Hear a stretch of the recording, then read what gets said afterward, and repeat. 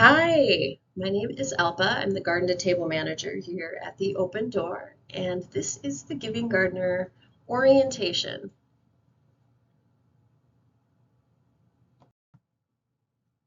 So, what is a giving gardener? We have a lot of different types of giving gardeners at the Open Door, but it's anyone who's growing food for the pantry.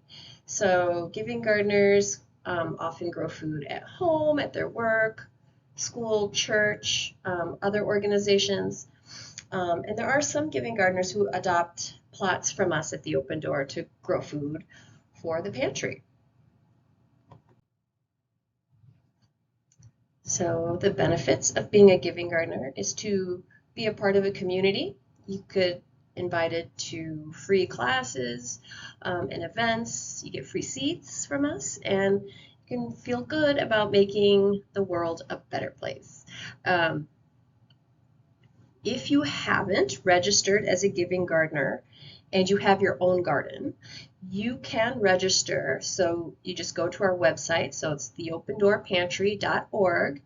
And then you go to How to Give and scroll down to Giving Gardeners. And there's just a real short form there that you can fill out. And then we'll have your information to invite you to classes and events.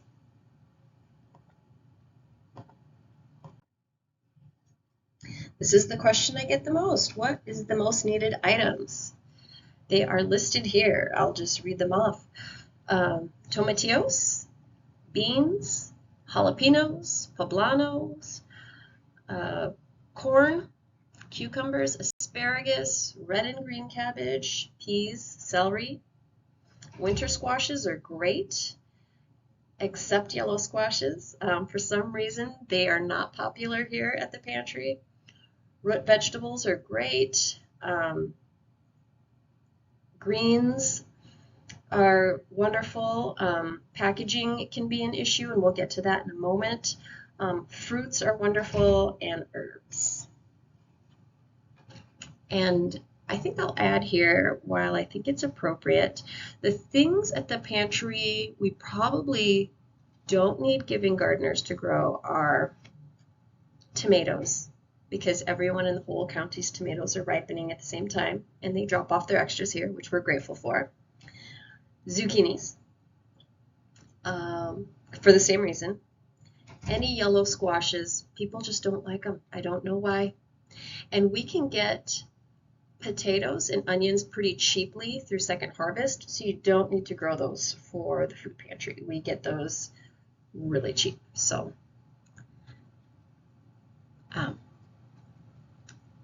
time is better spent on these things. Trying to go to the next slide. All right, so how to package them.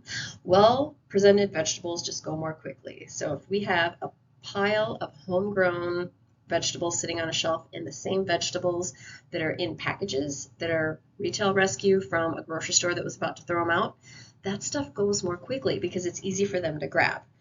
So you can see in this picture, people have put things in clamshells. So clamshells are those containers that strawberries come in. The ones with holes on the bottom are best because they're ventilated and the produce can breathe. So if you put them in there, close it, and we provide labels that you can just put a label on top and write, your giving garden's name and what the vegetable is on it, and leave it. That's really easy for our volunteers to just put out on the shelves.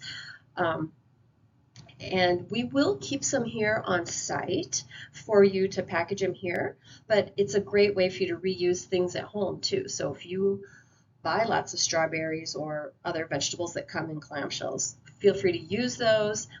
Reach out to me if you need labels, and we'll get those to you. They don't have to be formal, the Open Door labels. They can be just, a label that you put on there and just write kale, my home garden, or whatever you want to put on there. When to bring them. Please deliver produce when it's freshly harvested, earlier in the day, earlier in the week. Fridays, our last appointments are at noon. So vegetables that come late on Friday won't get given out in time for it to all be given out to our clients. It'll be sitting over the weekend, and often, depending on what kind of vegetable it is, it'll get tossed into compost. So earlier in the week is better. Earlier in the day is better. It gives them more time to pass that stuff along. And just a note that Mondays are really busy with us getting retail rescue from grocery stores. So be flexible with our volunteers as they're like probably running around, unpacking trucks and going through produce and tossing what's bad. That if you need to go quickly, feel free to text me. I'm usually here on Mondays, and my phone number is 651-600-9244, and I'll happily just meet you out there and get you started. And where to bring the donations. So our new location is at 3000 Ames Crossing. That's Suite 100. And so you can just follow the signs. There's signs for the visitor entrance and deliveries. So you'll go around the back of the building and come in through door 3, as long as it's a weekday between 9 and 3, because that's when we have volunteers there that can meet you and help you donate your produce. When we are closed, you can still donate. You can donate them in our vestibule that's open 24 hours, and that's through door 4. And there'll be racks there for you to put things on. Just be mindful of like leaving, spinach out there if it's Friday or Saturday and no one's going to get there till Monday morning. It might go bad, so you might want to just keep that for yourself, so it doesn't go bad. Oh, like I said already, follow the signs to the visitor entrance, to the back of the building. You'll see our vans and trucks parked back there. And when you get here, you'll be able to weigh your produce and fill out a receipt. And don't forget to check the garden grown box. So thank you all for your interest in the open door and growing food for our clients, and helping them eat healthier. So thank you so much. If you have any questions, feel free to reach out to me. My name is Alpa, and my phone number is 651-600-9244. Thanks.